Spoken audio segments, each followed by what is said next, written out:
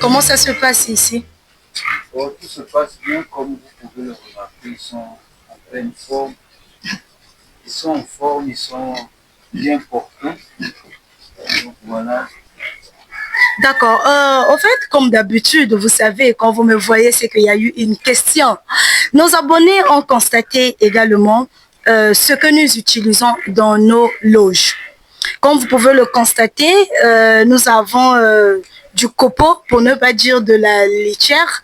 Est-ce que vous pouvez nous en dire un peu plus sur ce?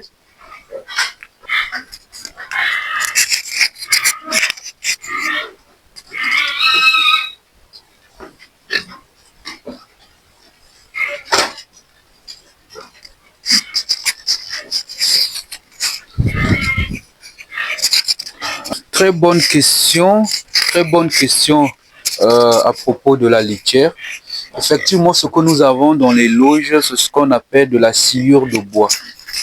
La sciure de bois est communément appelée le copeau. Contrairement au système traditionnel qui consiste à avoir du ciment au sol, comme sol, on utilise du ciment. Nous, ici, nous utilisons de la litière. Comment faire pour le nettoyer? Parce que souvent, on a constaté que souvent les éleveurs utilisent le ciment tout court.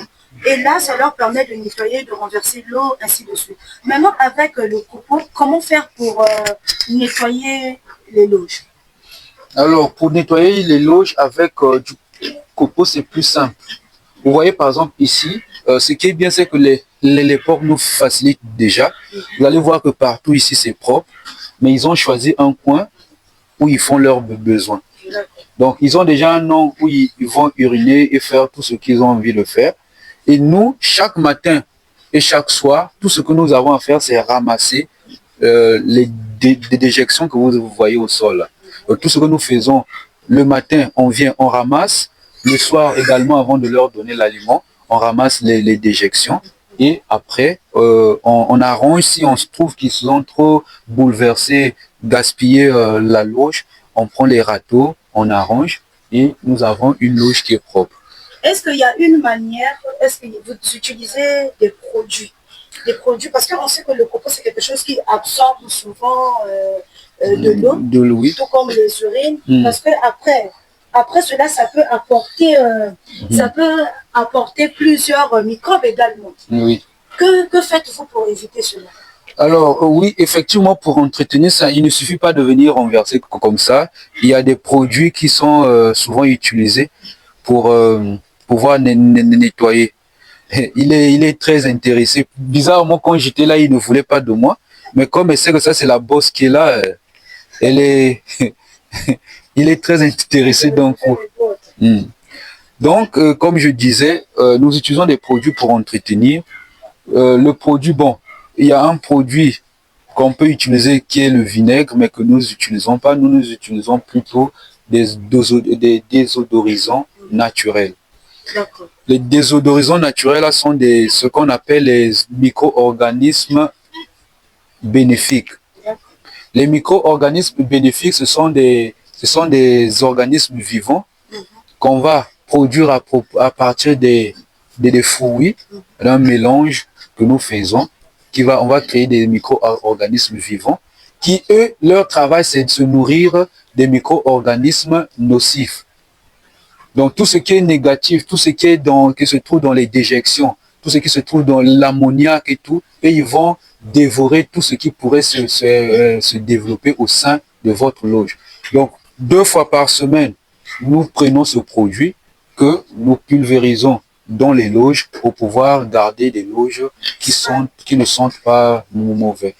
Du coup, le copeau en lui-même, est-ce qu'il y a des moments où il faut les changer ou bien on peut garder le même copeau jusqu'à la fin du cycle?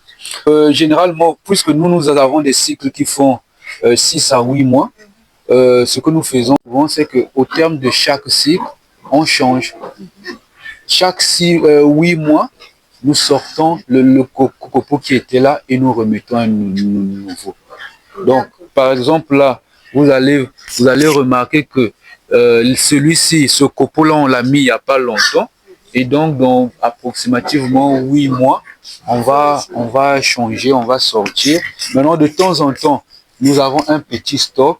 La partie où ils vont uriner au fur et à mesure, on enlève et on remet un nouveau pour garder la loge propre. D'accord. Donc, vous aussi, si vous n'avez pas assez de moyens pour à chaque fois produire de l'eau, parce que souvent le problème c'est de l'eau même.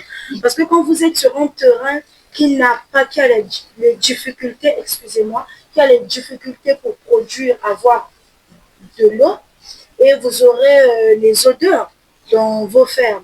Donc, pour éviter cela, n'hésitez pas surtout de vous lancer dans la litière pour éviter les odeurs même aux alentours. Et vous allez le constater que nous-mêmes, aux alentours, nous avons des maisons. Nous avons des maisons aux alentours et s'ils peuvent rester au même endroit avec les portes, c'est parce qu'il n'y a pas d'odeur. Alors, Monsieur Jerry, quel conseil, on va dire, donneriez-vous à une personne qui veut se lancer dans la litière? Celui qui veut se lancer dans la litière, s'il est dans une zone où il estime que l'obtention de la litière est très facile, il peut faire de la litière sans pourtant avoir des désodorisants, fabriquer des désodorisants. Mais là encore, il y a des risques de l'autre là, de développer des bactéries. Donc du coup, quand vous avez un produit qui permet de détruire les bactéries qui vont se développer, alors là, vous mettez aussi en sécurité vos sujets. Donc je conseillerais à quelqu'un qui veut se lancer d'apprendre à faire ces micro-organismes bénéfiques-là, qui, eux, leur travail, c'est de se nourrir des micro-organismes qui sont nocifs. Donc vous allez remarquer que les déjections, parce qu'il arrive que nous n'arrivons pas à totalement enlever toutes les déjections, qu'on n'arrive pas à enlever toutes les déjections. Donc ce qui va souvent se passer, c'est que ça va rester là. Maintenant, pour éviter qu'il y ait des mouches qui viennent et tout qu'il y ait un problème, qu'est-ce qui va se passer?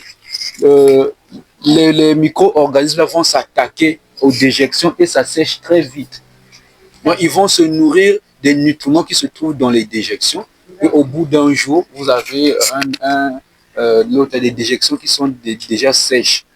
Et donc, vous protégez vos animaux. Après, il y a le côté que vous avez évoqué qui est l'eau. C'est-à-dire que là, on a réduit pratiquement jusqu'à 80% nos utilisations d'eau. Vous savez que avec le réchauffement climatique, il faut avoir des exploitations porcines, des exploitations agricoles qui prennent en compte la protection du climat. Donc, réduire déjà l'utilisation d'eau, c'était une première étape, mais aussi le rejet d'azote, parce que vous savez très bien que l'élevage produit beaucoup d'odeurs. Donc, ici, nous sommes peut-être à 80% de réduction d'odeur. Donc, imaginez un peu qu'on peut faire de l'élevage dans les zones habitées.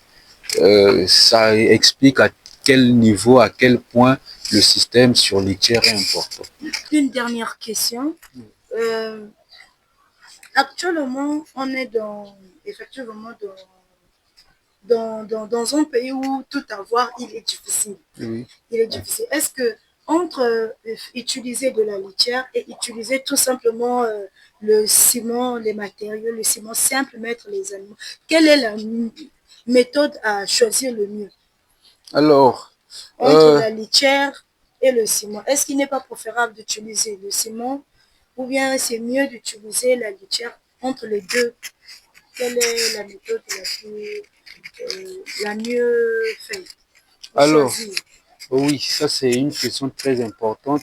Pour des gens qui ont de l'eau courante, c'est-à-dire qu'ils ont de l'eau disponible en grande quantité, qui ont des forages dans leur exploitation, il n'y aura aucun mal à utiliser le ciment.